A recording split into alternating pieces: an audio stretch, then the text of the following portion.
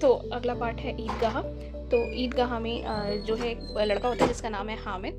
किस प्रकार से वो ईद मनाने के बाद जो है देखिएगा क्या खरीदता है। चलिए देखते हैं। ये शब्दार्थ है, आप स्क्रीनशॉट खींच सकते हैं। उसके बाद हम स्टार्ट करते हैं पार्ट। पहला है रमज़ान के कितने दिन बाद ईद आई, तो 30 दिन बाद ईद आई थी। महमूद के पास कितने पैसे थे। अलग अलग बच्चों का अलग अलग क्वेश्चन पुटअप करा जा सकता है, तो ध्यान रखना कितने थे। महमूद के पास 12 पैसे। हामिद की बूढ़ी दादी का नाम क्या था, अमीना था। ओके, अगला है। और अगर मोहसिन के लिए पूछा जाता है कि मोहसिन के पास कितने पैसे थे, तो 15 पैसे थे। ईदगाह में लोग क्या पढ़कर निकल रहे थे, नमाज। हामिद ने 3 पैसे का क्या खरीदा था, तो हामिद के पास पैसे थे 3, उसका खरीदा उसने चिमटा। वो भी किसके लिए, अपनी दादी के लिए, क्योंकि उसकी दादी के रोटी सेकते समय हाथ जल जाया करते थे। तो उस बच्चे ने अपने लिए कुछ ना खरीद कर अपनी दादी के लिए क्या खरीदा, चिमटा। वकील अदालत में जो है वो क्या करते हैं, ज़िरहा करते हैं। ध्यान रखिएगा, ये पार्ट में जो है शब्द इस्तेमाल हुआ है, ज़िरहा करते हैं। समी ने मेले से जो है क्या खरीदी थी, खंजरी खरीदी थी। और ईदगाह के जो पार्ट के लेखक हैं उनका नाम है प्रेमचंद्र। और ये कुछ घटनाएं हैं, उनको सीरीज़ वाइज जो है आपको एक सीरीज़ में लगाना है। तो देखते हैं। पहला जो घटना घटी, वो बार बार अपना खजाना निकाल कर गिनते हैं और खुश होकर फिर रख लेते हैं। सभी बच्चे जो है ईदगाह में जब जाते हैं ईद पढ़कर, नमाज़ पढ़कर ईद वाले दिन, तो वहाँ पर जाते समय सभी बच्चे बार बार अपना जेब में जो उनको पैसे मिलते हैं, ईदी मिलती है, उसे गिनते हैं और फिर दोबारा खुश होकर रख लेते हैं। उसके बाद दूसरा इंसिडेंट जो होता है वो बिकाऊ क्यों नहीं है और यहाँ क्यों लाभ लाए हैं। यहाँ पर जो है बच्चा जब उससे पूछता है हामिद कि भाई मुझे ये चिमटा दे दीजिए, तो वो बोलता है दुकानदार बिकाऊ नहीं है। वो इसलिए बोलता है कि वो देखता है छोटा बच्चा है, इसको क्या करना, सारे बच्चे तो खिलौने ले रहे हैं, ये चिमटा क्यों ले रहा है। तो वो उसको टालने के लिए बोल देता है कि बिकाऊ नहीं है। तो बच्चा बोलता है हामिद कि बिकाऊ क्यों नहीं है। और तीसरी जो है वो ये होता है कि हामिद ने कलेजा मजबूत करके कहा 3 पैसे लगेंगे। अब वो जो है दुकानदार को पता था लेगा तो है नहीं, वो औने पौने दाम बोलता है। अब बेचारा हामिद क्या करता है, और कलेजा मजबूत करके करता है, भैया इतने ही पैसे हैं मेरे पास, तो देखता हूँ, देगा तो ठीक है। तो वो 3 पैसे जो है बोलता है लगेंगे। और फिर क्या होता है कि महमूद बोला तो यह चिमटा कोई खिलौना है। तो मजाक जैसे बच्चे उड़ाते हैं वैसे वो उसका मजाक उड़ा के वकील का अंत इससे ज़्यादा गौरवमय हुआ। मियां नूरे जो है इसका क्या आएगा कि उसने क्या खरीदा था, वकील खरीदा था।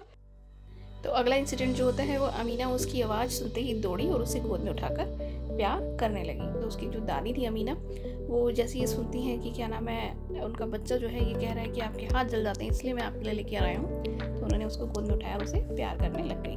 प्रश्न उत्तर है जैसे शहर में क्या क्या था। तो जब बच्चे जा रहे थे तो शहर में वो क्या देखते हैं, बड़ी बड़ी इमारतें, अदालत, कॉलेज तथा क्लब घर थी। और मेले में कौन कौन से खिलौने थे, ये अगर आता है तो सिपाही, गुजरिया, राजा और वकील, बिश्ती, धोबी तथा साधु आदि खिलौने थे। और हामिद ने चिमटे के बारे में क्या क्या कहा कि हामिद ने कहा कि मेरा बहादुर चिमटा आग में, पानी में, आंधी में, तूफान में बराबर डटा खड़ा रहेगा भाई। तो बच्चों को हिंडोले पर चढ़कर कैसा लगा, हिंडोला झूला मतलब कैसे लगा। बच्चे हिंडोले पर नहीं बैठे, वह लकड़ी के घोड़ों और ऊँटों पर बैठते हैं, जिस पर बैठकर उन्हें बहुत अच्छा लगता है। तो यहाँ पर एक प्रश्न ये भी पूछा जा सकता है कि भाई क्या बच्चे हिंडोले पर बैठे थे, तो नहीं, बच्चे हिंडोले पर बैठे ही नहीं थे क्योंकि उनको उसके पैसे ज़्यादा लग रहे थे। और वह किस पर बैठते हैं, वह लकड़ी के घोड़ों और ऊँटों पर बैठते हैं, जिस पर बैठकर उन्हें बहुत अच्छा लगता है। हामिद की दादी ने अंत में चिमटा देखकर क्या किया, तो लेगा चिमटा देखकर दादी पहले तो गुस्सा हुई, परंतु हामिद की त्याग और सद्भाव देखकर जो है हामिद की दादी बहुत ही खुश हुई और उनकी आंखें जो है वो नम हो गई और उन्होंने हामिद को दुआएं दी। महमूद ने मेले से क्या खरीदा था, ये क्वेश्चन भी रहे कॉमन, लाइक सिपाही खरीदा था, हम पहले ही पढ़ चुके हैं। और ये कुछ करने के लिए एक पत्र है जो आप देख सकते हैं, अदरवाइज भी आ रहे हैं। हिंदी का पार्ट 4 जो कि है नन्हा फनकार। और इस पार्ट की जो शॉर्ट अगर हम नोट की बात करें तो वो ये है कि इसमें नन्हा फनकार किसको कहा गया, केशव को कहा गया, जो कि एक 10 साल का बच्चा था और वो बहुत ही अच्छी जो है नक्काशी किया करता था। किस पे किया करता था, घंटियों पे किया करता था। तो ये कुछ शब्दार्थ हैं जो पार्ट में आए हैं, मतलब अगर कुछ मुश्किल शब्द जो है अगर उनका मीनिंग पूछा जाए तो आप जो है ये आंसर लगा सकते हैं और इनका आप स्क्रीनशॉट खींच सकते हैं। और हम आगे बढ़ते हैं। केशव कौन था, वह कहाँ रहता था। मैं क्वेश्चन आंसर के फॉर्म में इसलिए दे रही हूँ ताकि आपको हर बात क्लियर होती चले नोट्स के तौर पे। कि केशव मैंने बता दिया 10 साल का बालक था और नक्काशी का काम करता था। वह अपने माता पिता के साथ आगरा में रहता था। ठीक है, पहले आगरा में नहीं रहता था, आगरा में जो है शिफ्ट हुआ था वो। तो अभी हम आगे बताएंगे कहाँ से हुआ था। एक दिन केशव की मुलाकात किससे हुई, तो किससे हुई थी, बादशाह अकबर से हुई थी। और पाठ के आधार पर बादशाह अकबर का चरित्र चित्रण करना है, यानी पाठ के आधार पर यहाँ पे पूछा गया है। तो ये नहीं कि आप बादशाह अकबर का चरित्र चित्रण करें, आपको बताना है पाठ में जिस तरीके के बादशाह अकबर के बारे में बात कही गई है तो उसके बारे में आपको बताना है। जैसे कि बादशाह अकबर की आयु लगभग पाठ में जो कही गई है वो 30 वर्ष थी। वह बहुत ही बहादुर और नेक व्यक्ति थे, वह किसी को छोटा या बड़ा नहीं समझते थे और वह बच्चों से बहुत ही प्रेम करते थे। ओके, इस तरीके की बात जो है पाठ के आधार पर बताई गई है। अगला प्रश्न है, बादशाह अकबर सीकरी में नया नगर क्यों बसाना चाहते थे। तो ये जो बात है यहाँ पर कि उनका जो है कोई भी बच्चा नहीं होता था, तो वो एक किसी ने उनको बताया कि वहाँ पर कोई एक सलीम चिश्ती हैं, आप उनके पास जाइए और उनसे जो है आप जो भी हकीम है वो एक बार आप उनसे मिलकर आइए। तो वो वहाँ तो इतनी बड़ी खुशखबरी जो है उन्होंने बादशाह अकबर को नवाजी थी, इसलिए जो है उनके सम्मान में, ख्वाजा सलीम चिश्ती के सम्मान में जो है वो एक नगर बसाना चाहते थे, जो कि आज भी जाकर आप वहाँ पर आगरा में, आगरा के पास ही एक छोटा सा नगर है, वहाँ पे जाके आप देख सकते हैं और बहुत ही सुंदर नक्काशी आज भी आपको वहाँ पे देखने को मिल सकती है। तो खाली स्थानों की पूर्ति करनी है आपने। केशव सावधानीपूर्वक डैश से घंटे पर नक्काशी की, किससे, हथौड़े से या पेचकस से, ये आप अपनी अक्ल से भी लगा सकते हैं, इसलिए मैंने इसको ब्लैंक छोड़ा है। और बादशाह अकबर उस वक्त डैश का किला बना रहे थे, तो कहाँ का, आगरा का या गुजरात का, हम पहले बात कर चुके हैं। थोड़ा सा आपको अलर्ट रहना है और आंसर फिल करना है। माशाल्लाह ये डैश कितनी सुंदर है, तो क्या किसके बारे में बोला गया कि कितनी सुंदर नक्काशी या घंटियाँ, ये थोड़ा सा आप अगर कॉन्सेंट्रेट करके आपने मेरी बात सुनी होगी तो आप बता सकते हैं कि उन्होंने किसके बारे में कहा होगा।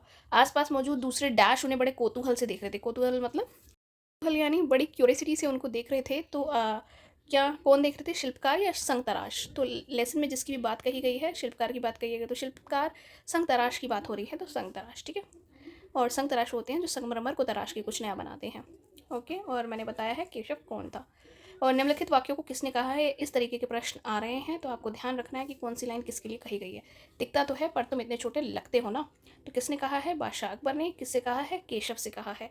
अगला देखेंगे, बेवकूफ़ खड़ा है हजूर आला के सामने, बैठने की ज़रूरत कैसे की तूने, झुककर सलाम करी ने। तो किसने कहा, महल के पहरेदार ने कहा। किससे कहा, केशव से कहा था। अगला है, दरअसल मैं कहना चाहता था कि आप इतने बड़े बादशाह हैं, यह ठीक नहीं लगता। तो ये बात किसने कही थी, केशव ने कही थी। किससे, बादशाह अकबर से। अगला है, बादशाह सलामत ने कहा कि एक दिन बहुत बड़ा कलाकार बनूंगा। तो ये किसने कहा कि बादशाह सलामत ने कहा था कि एक दिन जो है वो बहुत बड़ा सलाहकार बनेगा। तो ये केशव ने कहा था अपने पिता से, कि वो स्टोरी बता रहा था कि किस तरीके से बादशाह अकबर जो है उनके पास आए और उन्होंने किस किस तरीके से उनकी तारीफ़ करी। हाँ, और इसी कारण हम यहाँ एक नए नगर के लिए पत्थरों को तराश रहे हैं। किसने कहा, केशव के पिता ने केशव से कहा।